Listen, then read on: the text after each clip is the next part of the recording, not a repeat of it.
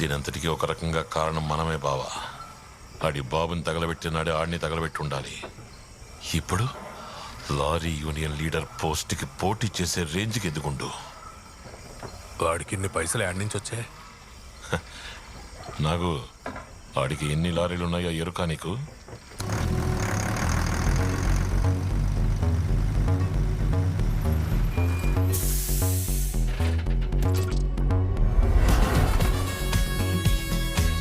ఆడే వస్తాడు, ఇక్కడే ఖతం చేసి.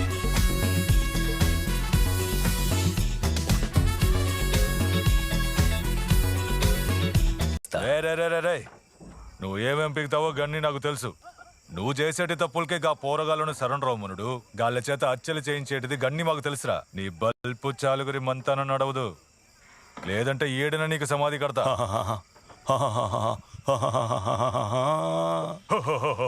జర తలకాయ తిప్పి చూడరా, గిది నా అడ్డా. నేను తెలుసుకున్నాను అనుకో, నీ లారీ మాత్రమే ఎడికెళ్ళి పోతుంది, నువ్వు పోవు. మీకు పైసలకి పంచేనికి విశ్వాసంతో పంచేనికి తేడా తెలియట్లా. ఓహో, నన్ను శాంపుల్ చూపించమంటావా? తమే గీడో ముఖ్యమైన పని ఉంది, జల్దీ రండి. ఈ ముగ్గురు పెద్ద మనుషుల్ని గీడే కొట్టి చంపినోడికి బహుమతి పైసలు 20 లక్షల రూపాయలు. ఏడుకొచ్చి ఏం మాట్లాడుతున్నావు? అన్నకాడ పైసల కోసం ఉన్నాను అనుకున్నావా? ఎన్ని సంవత్సరాలుగా ఉంటున్నానో తెలుసా? 30 లక్షల రూపాయలు. 30 లక్షలు ఇస్తే ఆయన మా అన్నరా? 40 లక్షల రూపాయలు.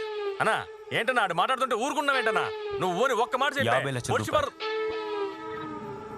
ఏంట్రా పెంచుకుంటూ పోతున్నావు? 60 లక్షల రూపాయలు. పొడిచేరా గాడిని. నువ్వు జరుండే అన్నేదో చెప్తున్నాడుగా. 70 లక్షల రూపాయలు. దగ్గర పోయి ఎవడు రాకుండా చూసుకుంటానా? 80 లక్షల రూపాయలు. 80 లక్షలా? రే జరగరా.